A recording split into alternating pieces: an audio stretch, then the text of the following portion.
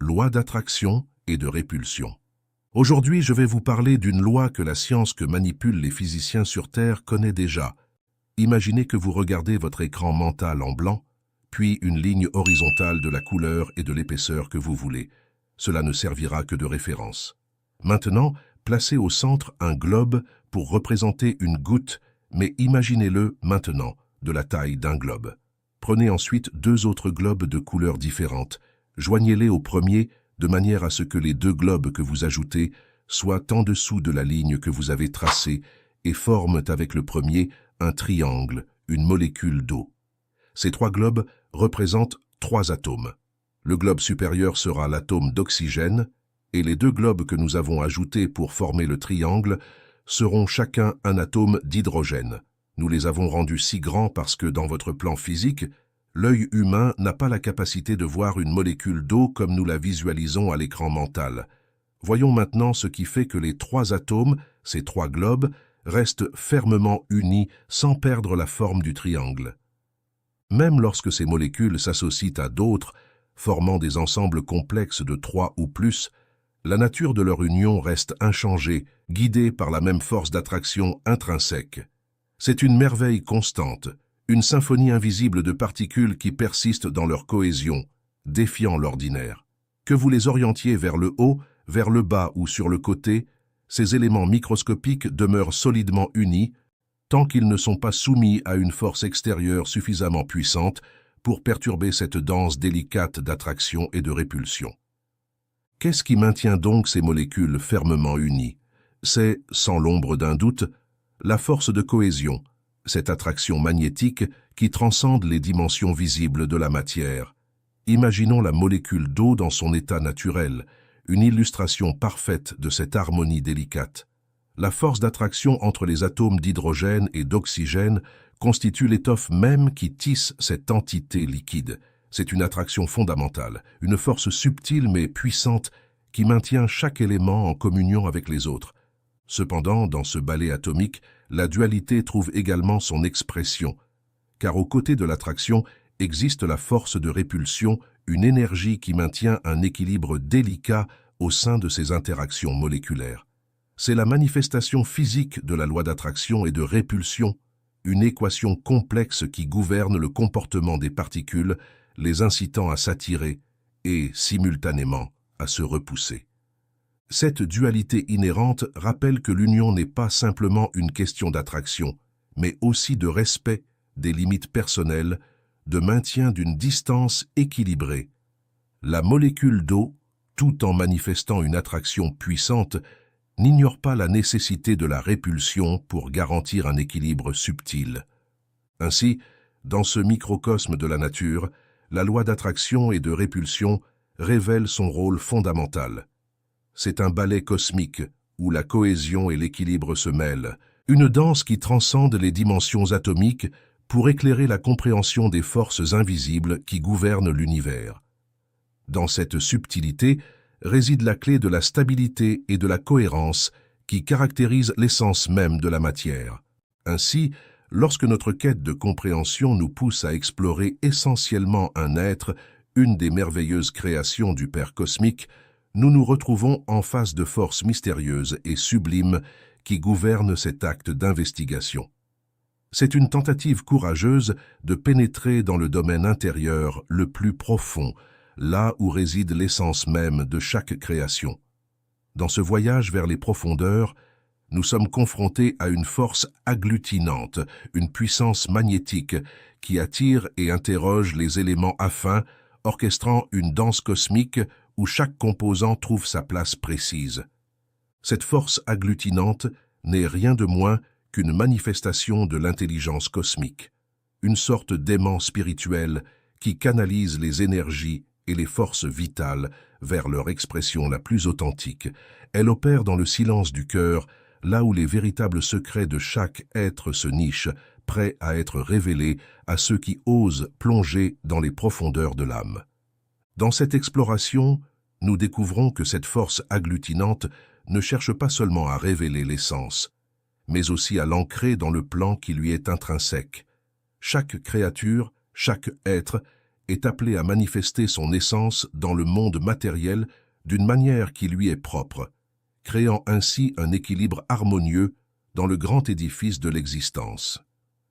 Cette force opère comme un guide invisible, veillant à ce que chaque manifestation trouve sa juste place et joue son rôle dans l'orchestration divine de la réalité.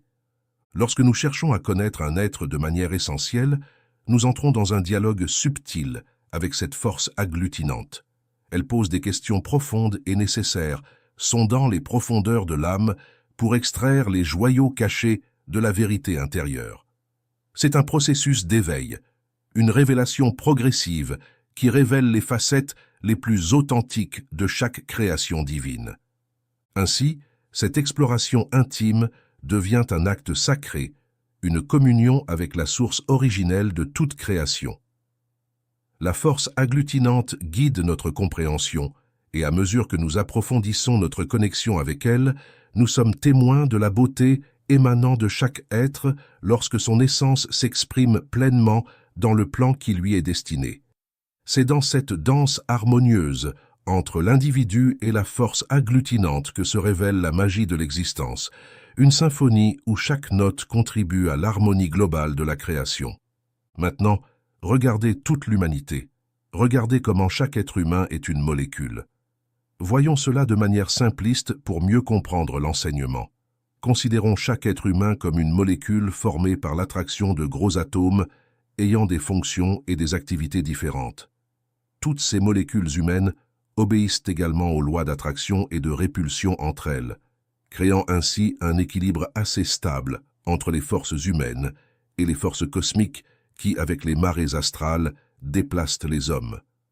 Ainsi se dessine avec une clarté éblouissante le concept d'une école spirituelle.